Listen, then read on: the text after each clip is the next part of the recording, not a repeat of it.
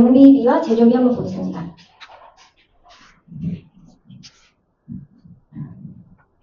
장비비하고 재료비에서 제일 중요한 판단 기준은 사실상 그 합 목적성입니다. 우리 연구 개발 과제 수행을 위한 목적에 부합을 하느냐, 이게 장비비와 재료비에서 가장 중요한 부분이라고 보시면 됩니다.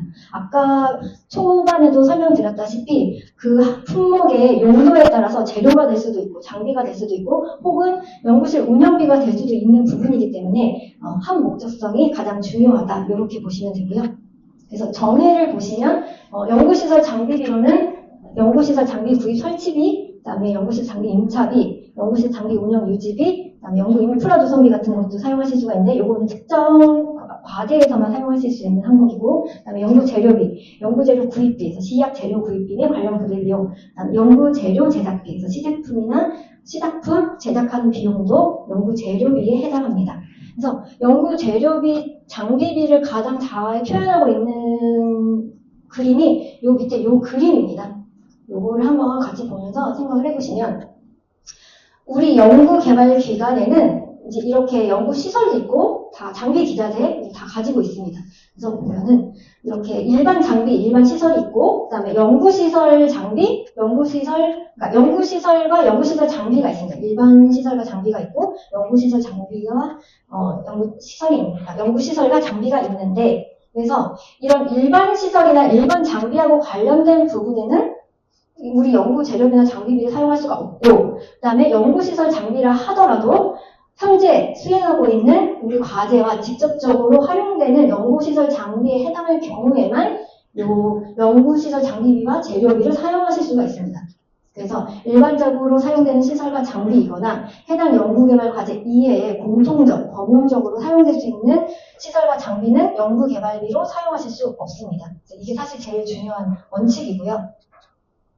그래서 예시로 크게 이것도 그냥 예시일 뿐이고 이것도 각각의 경우에 봐야 되는 경우지만, 일반적인 예시로 보면은 예를 들면 환경, 시설이랑 관련된 부분 보면은 진공, 진동, 압력, 이런 무균, 이런 걸 조성하는 시설을 사용할 수가 있고 이런 내용들이 있고, 그다음에 사용할 수 없는 부분을 보시면 연구개발 활동 직접 지원 이외에 다양한 목적으로 공간을 갖춘 형태의 일반 시설, 여기에서는 연구시설 장비비를 사용하실 수가 없습니다. 대표적으로 교수님 연구실, 이런 데에서 사용되는 장비, 시설, 연구시설 장비 재료비로 사용하실 수 없습니다.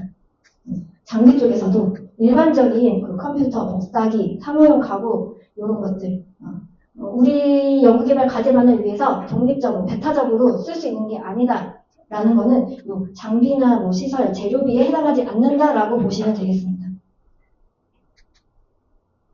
그래서 연구시설 장비비 사용 기준이 이렇게 많은데, 사용 기준 이제 유의사항이라고 생각하시면 되네요. 유의사항이라고 생각하시면 되고, 이제 중요한 거 몇 개만 보시면, 장비에서 사실 또 중요한 게 이 3천만 원 이상의 장비입니다. 사실 3천만 원 이상의 장비를 또 집행하는 경우가 또 생각보다 이렇게 많지는 않은데, 3천만 원 이상의 장비를 구매하시게 되는 경우에는 그 전문기관의 사전 승인을 거쳐서 협약에 표함을 하신 경우에만 사용하실 수가 있습니다. 그래서 사업계획서에 포함시켜서 3천만 원 이상 장비비 구매나 임차를 승인을 받으신 경우라 할지라도 승인 받은 장비를 변경을 한다거나 사지 않는다거나 여러 가지 모든 사항이 다 승인 사항입니다.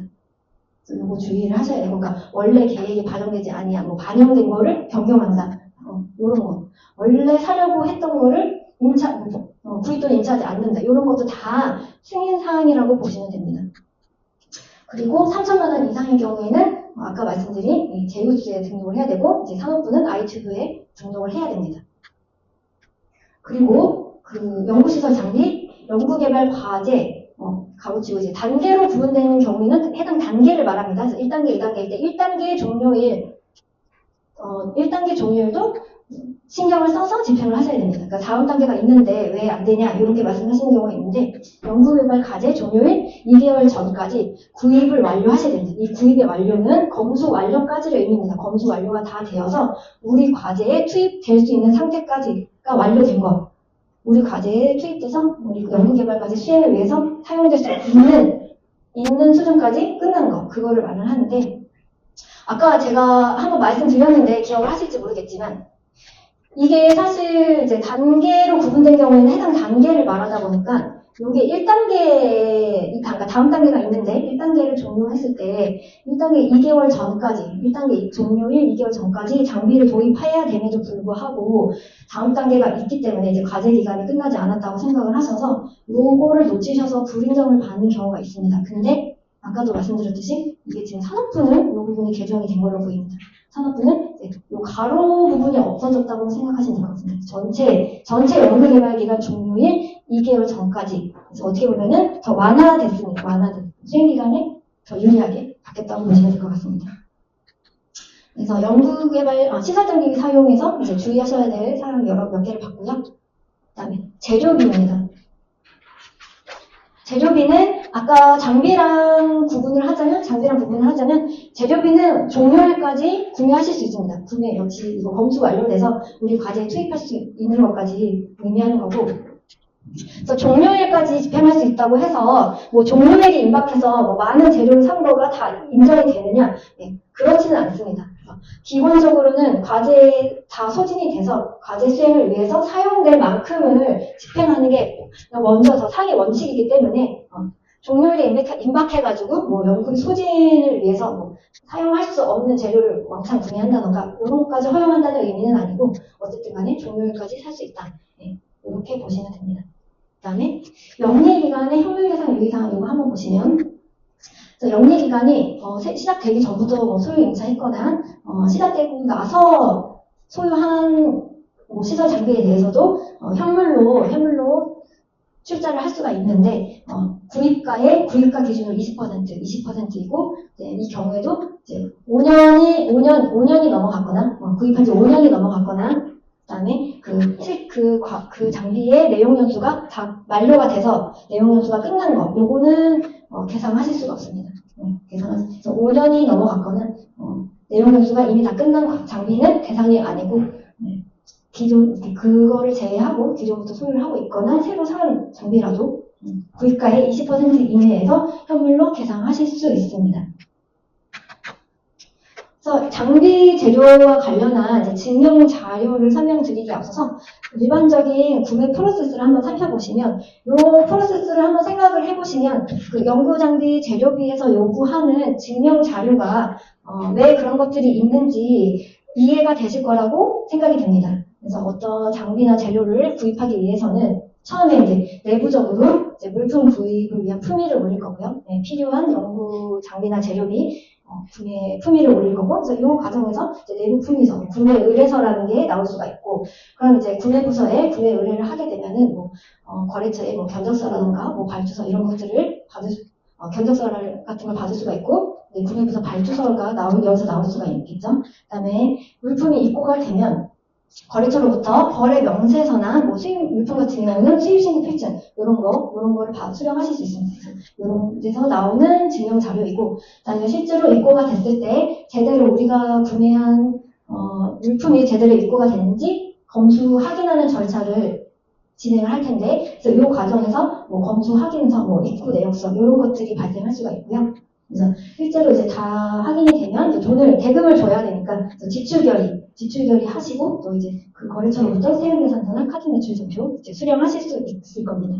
그래서 요게 일반적인 과정이라는 거지 기관별로 이게 완전히 일치할 수는 없겠지만 통상적으로 요런 진행 절차를 이제 거치다 보면 이렇게 그 연구시설 장비비와 연구 재료비에 대한 증명 자료가 이렇게 나올 수가 있는데, 그래서 이렇게 6가지를 말하고 있는데, 1번 보시면은, 카드 매출 전표나 계좌이체 증명. 그래서 계좌이체 증명 같은 경우는 세금계산서 이제 필수 증명 자료이고, 거래 명세서, 구매 의뢰서, 수입품 같은 경우는 이런 거.